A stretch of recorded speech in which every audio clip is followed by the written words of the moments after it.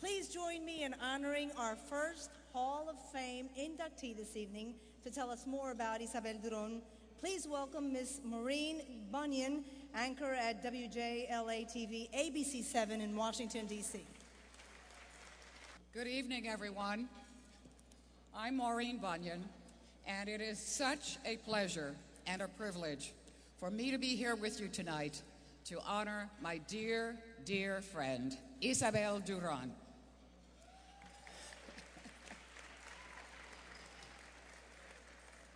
I have in my hot little hand a very brief note to myself about what I'm going to say about Ysabel.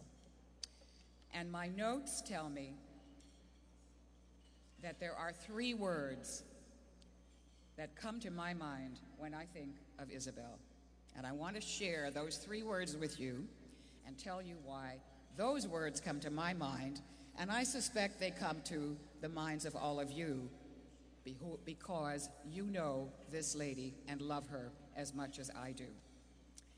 Ysabel Durón is fearless. She is a warrior.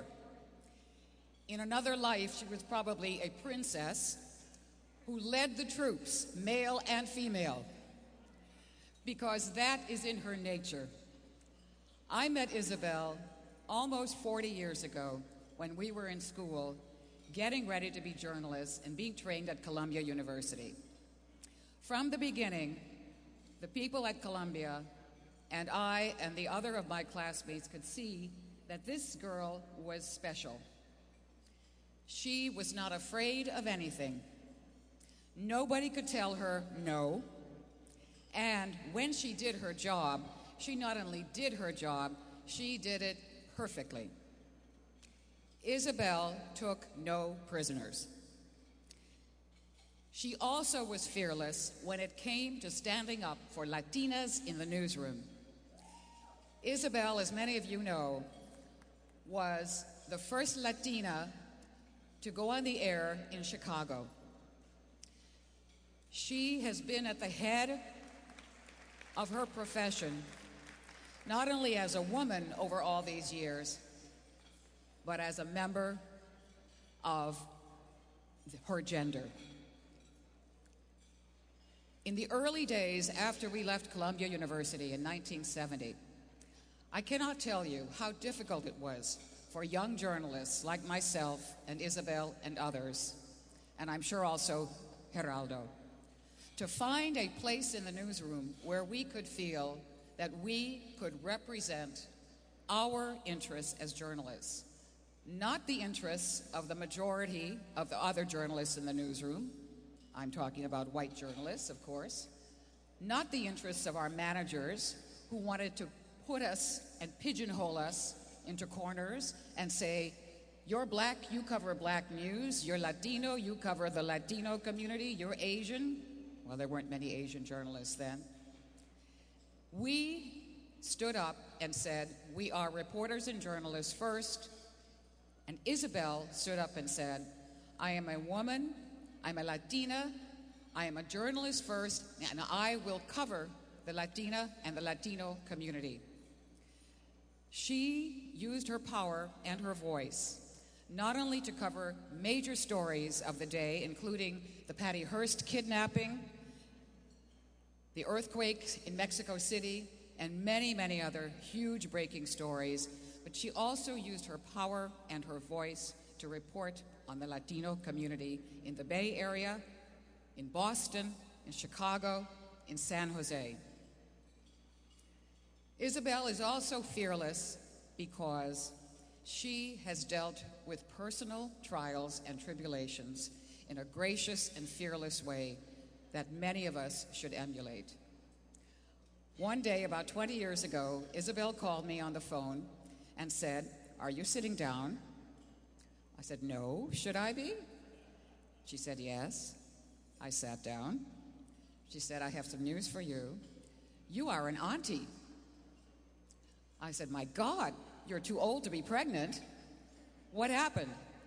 She said, "I was pregnant 20 years ago."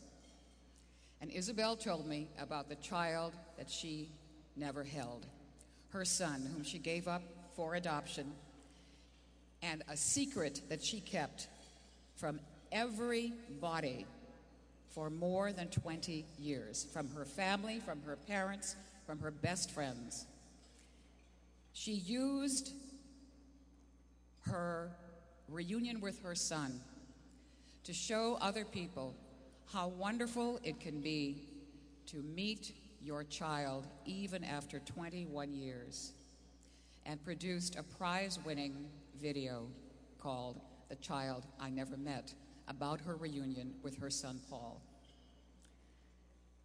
Ysabel also has had a very big trial that I hope none of us have to endure, and that is the trial of facing cancer.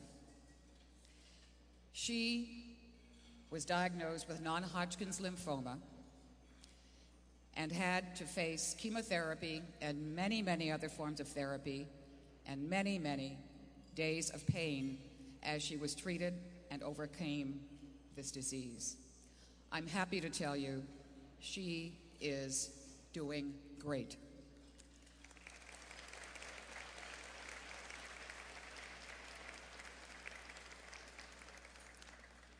The other word that comes to my mind when I think of Ysabel is focused.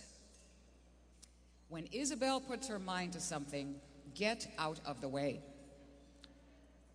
One of the things that she decided to do after she was diagnosed with cancer, she looked around her community and realized there were few, if any, services for poor Latinas with cancer in the Bay Area. And again, she took a personal trial, a personal challenge, and turned it into a service for her community. She created an organization and a foundation that has worked diligently to bring cancer services, cancer information, and cancer awareness to Latinas in the San Francisco Bay Area.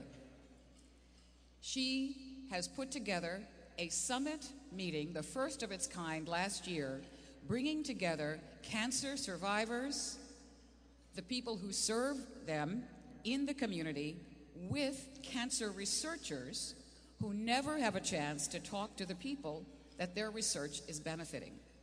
This was a historic moment in the community of people who are working to help cancer victims and to find cures for cancer.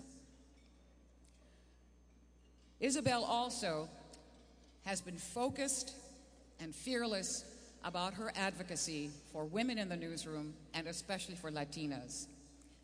20 years ago, she was part of a small group of women who helped to create the International Women's Media Foundation, a group that serves women journalists all around the world, now in 100 countries. Ysabel was the bellwether, the voice for the programs of the International Women's Media Foundation in Latin America. She helped to organize and bring to fruition conferences with women journalists in Mexico, Chile, Argentina, Ecuador, and Peru. And she continues to do that work.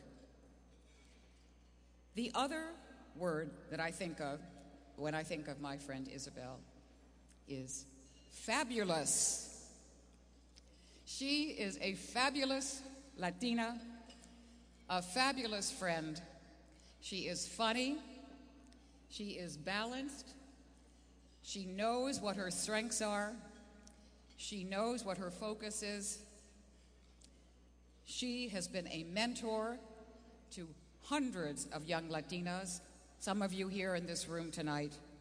She has been a friend to me for nearly 39 years, and I hope continues to be for another 39. So I join you in honoring my dear, dear friend, Ysabel Durón, a leader in journalism, a leader in community advocacy, and a leader among Latinas.